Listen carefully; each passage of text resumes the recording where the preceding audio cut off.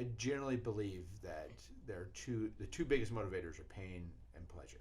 Sure. Those are the two things that motivate you the most. And I'm a business owner, and I'll tell you, like, it's the times you wake up in the middle of the night and you start panicking that you go, how do I fix this problem? And it's amazing what you can pull off Sure. in those moments if you don't run away from it, Right. if you go out and tackle it and deal with it. But you went through that process. You faced that. Did you ever think about quitting real estate and going back to IT? No, I no. Yeah, this is it. Yeah, I love it too much, and just being my own boss, I couldn't imagine going back to working for someone. I hear, family and friends talk about that. There's no way. Yeah, the 9 to 5 No way. grind. Yeah, and I'm able to be there for my girls, and I mean, not that you can't in a 9 to 5 job, but just the flexibility I have and being my own boss and loving what I do, there's no way. It's a motivator. I will not go back to that. What's the hardest thing about being your own business owner? As a woman who owns her own business, that's raising 2 kids by herself and doing everything, all the things that you're required to do, what are the things that are difficult? If there's a woman out there listening going, okay, I want to do this. This is, I want to be my own business. What warnings would you give to her? Don't take the easy route. Don't go for the bright and shiny objects. You've got to do the work. You've got to put in the time. I've always treated it like I've got to get up and go to work every day.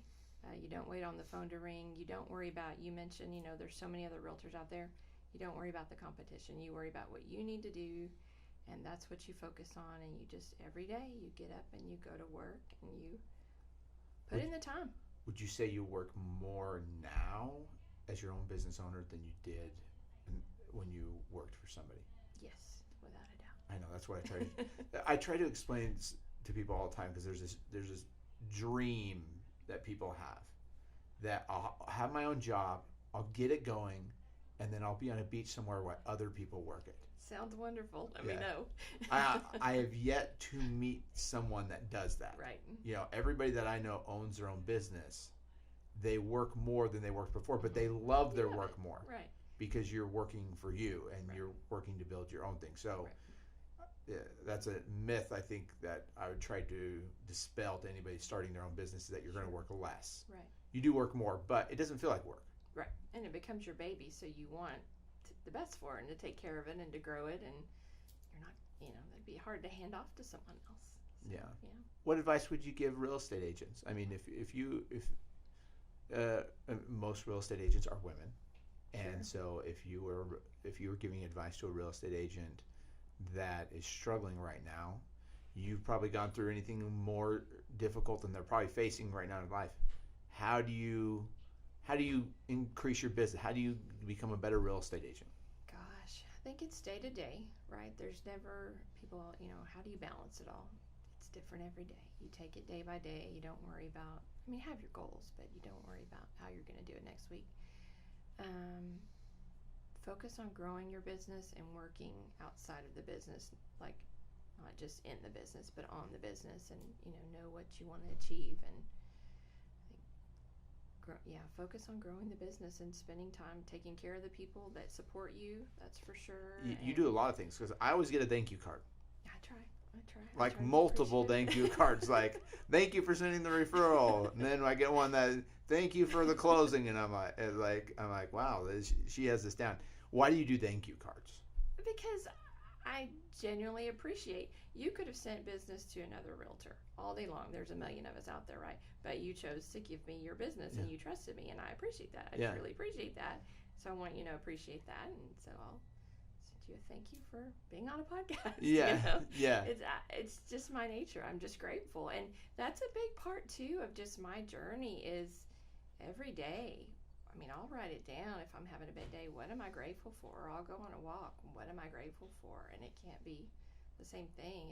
It's about gratitude and appreciating what you've got and not dwelling on what you've lost. It's easy to do that. Yeah. So tell me about that. That's a great point. And almost I have this kind of belief that if every religion teaches a concept, it has to be some form of truth there. And gratitude, expression of gratitude, is taught through every religious tradition.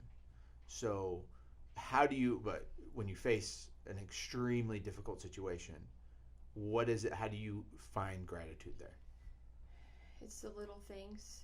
I mean, you're grateful that the weather's nice outside. I mean, you do. You start with the little things. You're grateful to be alive. You're grateful to have healthy kids. You just, I'm a big fan of journaling. I'm a big believer in that. My counselors encourage me to do that too, and get it out of your head and onto paper. You may never share it with anyone. That's not the purpose, and write it down. What are you grateful for, and practice it. And then, so expressing your gratitude, and also because that's what thank you cards basically are, is expressing your gratitude to other people for how they're helping you through some kind of a situation or anything like that. But why do you write a card? Why don't you just send an email? Because everybody sends an email. That's too easy. You remember, like you brought it up today. You remember that I've sent you all these thank you cards. The office next door, I've seen them tacked up on their wall from me. People remember thank you cards. Yeah, I think we have a couple of them tacked up on our fridge. There you go. Yeah, so we do keep them around. It's a way to distinguish yourself. Yeah.